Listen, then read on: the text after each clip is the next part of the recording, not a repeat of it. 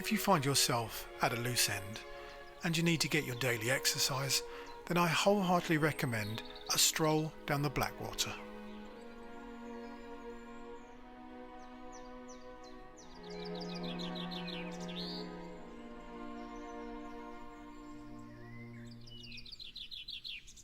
The Blackwater runs through my hometown of Coggeshall, and this morning I'm at the West End heading towards Bradwell. Joining me on this grey day is the lovely Potsters. She loves it up here.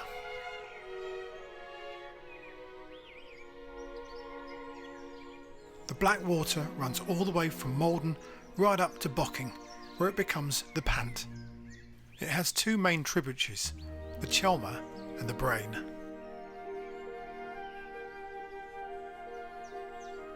I recently asked my community why it was called the Blackwater and got some interesting responses.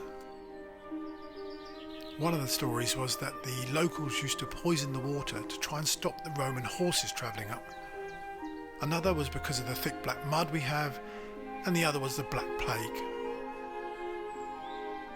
To be honest with you, it's actually not that black, but it does make a good story.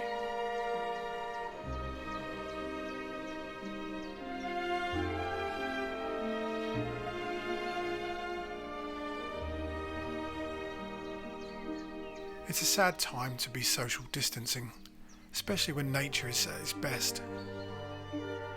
I've only bumped into a few people, not literally of course, but everybody's respectful and keeping their distance.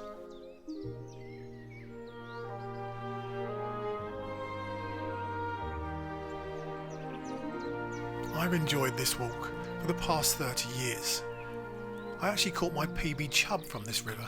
I think it was about £3 back then. From fishing to wildlife, there's so much to see down here. That's the unmistakable song of one of Britain's smallest birds, the wren.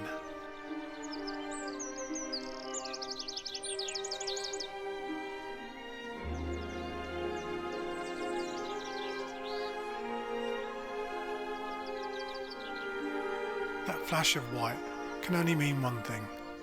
The swans are back and it's nesting time.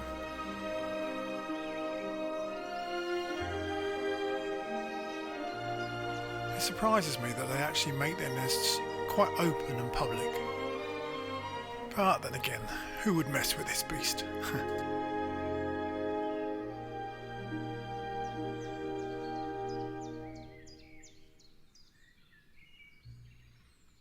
It's a really lovely walk down here, and especially at this time of year when it's so green and lush.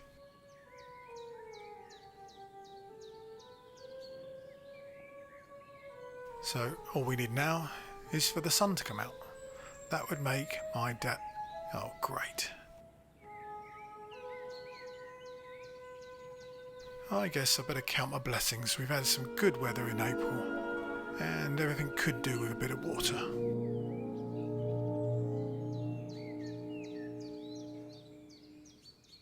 With great vegetation and the high banks, this makes a perfect home for some of the waterside mammals. And if you're in any doubt that there are such creatures here, keep your eyes peeled. About 10 years ago, I bumped into an otter not far from here. It really is a good place for wildlife to hide and seek.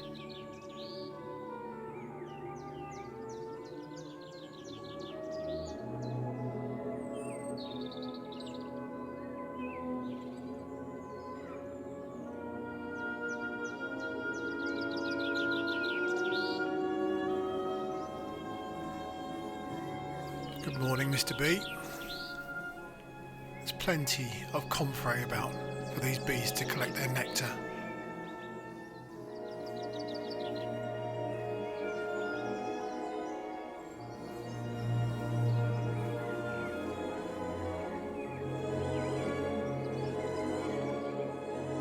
Along with these beautiful wildflowers, there's plenty of cow parsley about. Did you know that cow parsley was in traditional medicines? It's supposed to be good for the stomach and kidney problems. Ah, that little scratchy voiced fellow there, that's the whitethroat. There's plenty of them about at the moment, but they're not that easy to photograph. This one's obviously not been taught any manners. Stop playing with your food.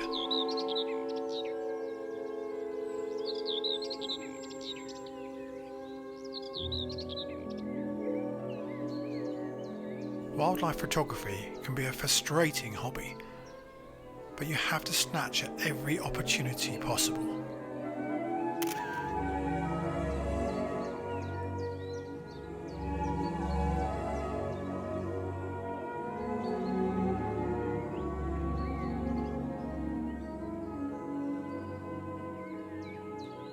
Now that looks like the perfect perch for a kingfisher. I did manage to see him in the week, but he sends his regards and said he'll see you soon. Now there's another beautiful bird. This is the stunning linnet.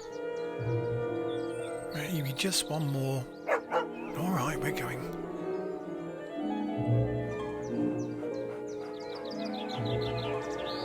Now halfway along this walk, there is a bridge called Dick Nunn's Bridge, but it's actually closed at the moment. However, if you carry on about 15 minutes up the path, you get to this. This is the Gravelworks crossing. The lower bridge is actually out of order, but you can cross the main one.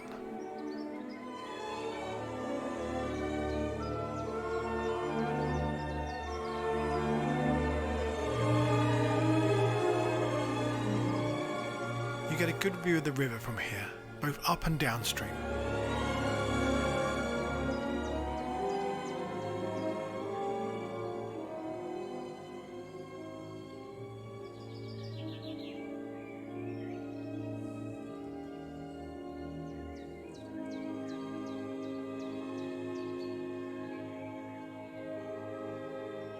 Seems to be a few more people around here, and some you might even recognise.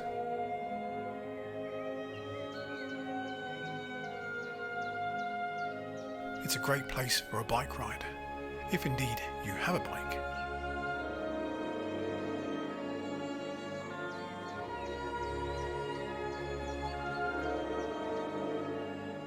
So at this point you can make a U-turn and head back to the village on the other side of the bank. I don't know about you, but I've seen a lot of these St Mark's flies about. Must be the hot weather. Along with the St Mark's fly, there's plenty of common grass snails and butterflies, including this green veined white.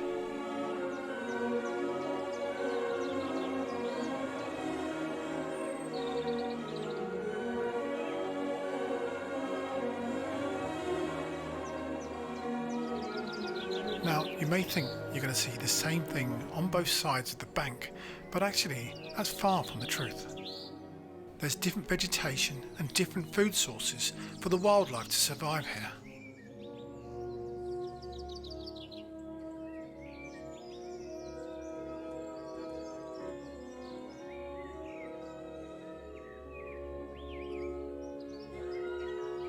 Can this dog be any cuter? I don't think so.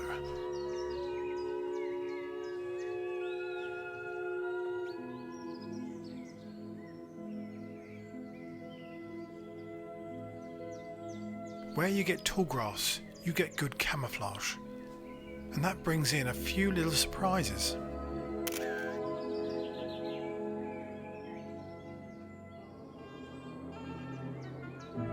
Ah, the clouds are dispersing, and the sun has got his hat on. Lottie is ecstatic. This is Dick Nunn's Bridge. It's one of Coggeshall's historic gems, but unfortunately it's out of use at the moment and it needs a bit of work. We're really hoping that the council will step in and get it sorted soon.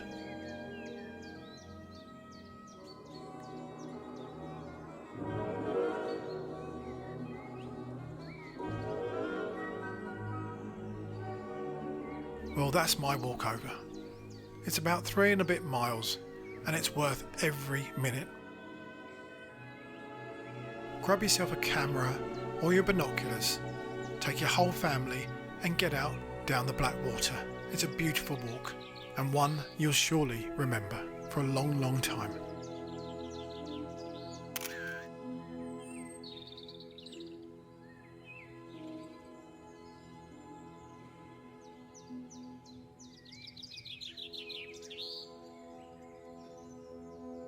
Remember to keep your distance and stay safe.